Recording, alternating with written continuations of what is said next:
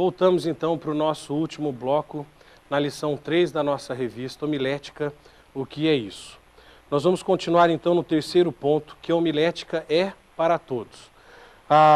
Na revista tem alguns comentários de alguns exemplos atuais de pregadores e tem um trecho também da revista que diz assim: não existem grandes pregadores e sim grandes mensagens transmitidas através de vasos de barro. Queria dizer para você, irmão, que muitos grandes homens que pregaram e tiveram grandes resultados da parte de Deus, alguns não eram tão eloquentes ou tão bons em argumentos quanto a gente imagina.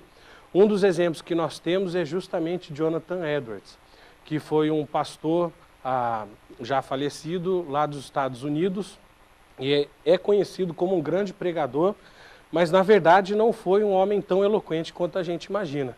Ele tinha problema de visão, os seus sermões eram todos lidos, ele não montava esboço, ele montava o sermão inteirinho e ficava lendo e ainda tinha dificuldade na leitura. Então muitas vezes o seu sermão era com a folha bem perto do rosto, segurando a vela e lendo aquele sermão todo. E os sermões compridos, alguns duravam 40, 50, uma hora de sermão, e aquele sermão lido, cansativo. Mas houve um sermão dele muito famoso, chamado Pecadores nas Mãos de um Deus Irado. E naquele dia estava chovendo, então estava mais escuro que o normal.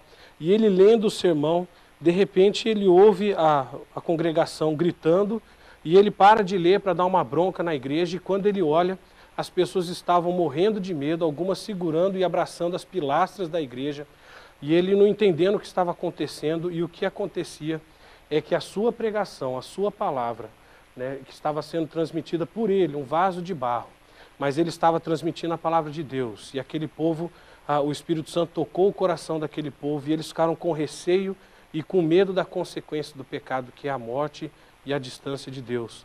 Então um pregador que não era tão bom aos nossos olhos, mas o Espírito Santo resolveu usá-lo e alcançou e fez um avivamento em todos os Estados Unidos a partir desse homem que era um grande estudioso, mas não era um homem de grande eloquência.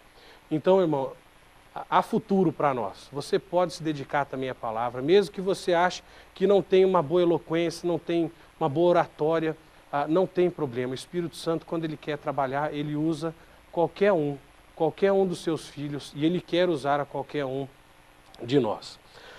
Continuando ainda, alguns exemplos bíblicos, né? Nós temos Moisés, que em Atos 7:22 diz que enquanto ele estava no Egito, ele teve a oportunidade de aprender muita coisa e que era um homem poderoso em palavras.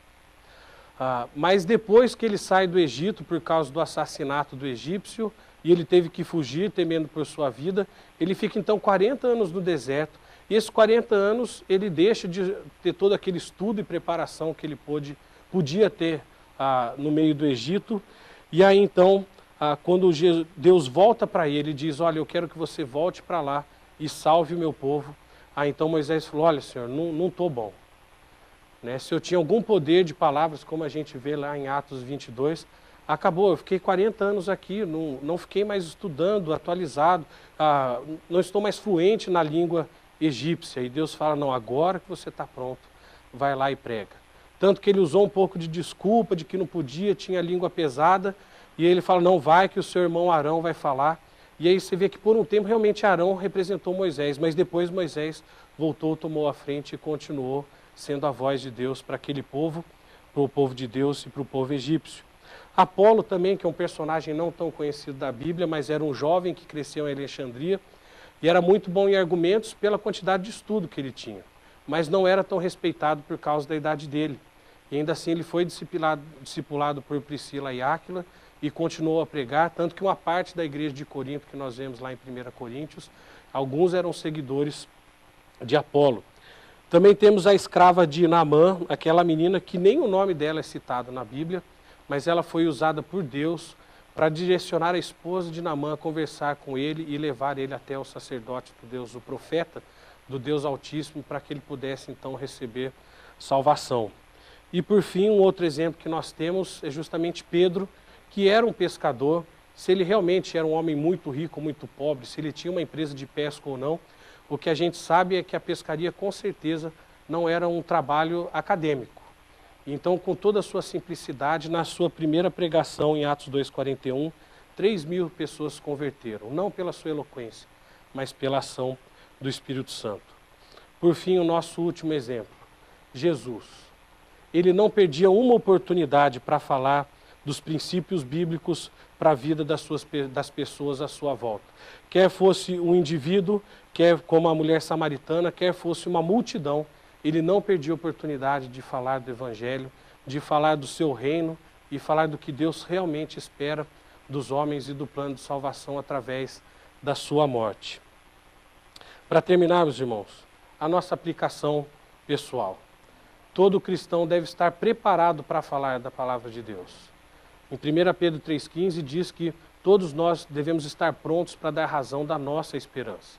Vai chegar o momento que Deus vai colocar alguém no seu caminho e você tem que estar pronto para dar a motivação pela qual você crê em tudo que você já leu e estudou. E é nisso que a homilética vai te ajudar. A homilética vai te dar então esses instrumentos para que você possa apresentar textos bíblicos reforçando a sua ideia, reforçando que realmente Jesus Cristo é o único Senhor e Salvador. Lembrando que a palavra de Deus não volta vazia, não fique com medo dos resultados. A palavra de Deus, uma vez lançada, ela tem o seu propósito, o seu motivo. A sua função, a minha função é pregar a palavra, o resultado é função de Deus. E coragem, a mensagem é de Deus e é Ele quem nos ajuda a pregá-la.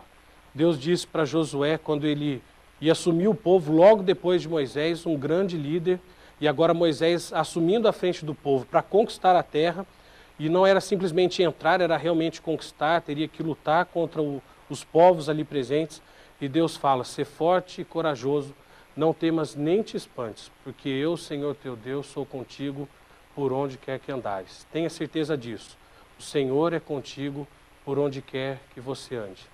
Que Deus abençoe a sua vida, que você não fique com preguiça de estudar essa revista, continue nos acompanhando nos próximos programas e que tudo isso, a nossa oração é que venha a te ajudar a pregar e expor cada vez mais e melhor a palavra do nosso Deus.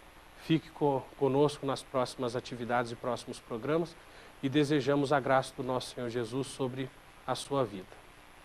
Eu quero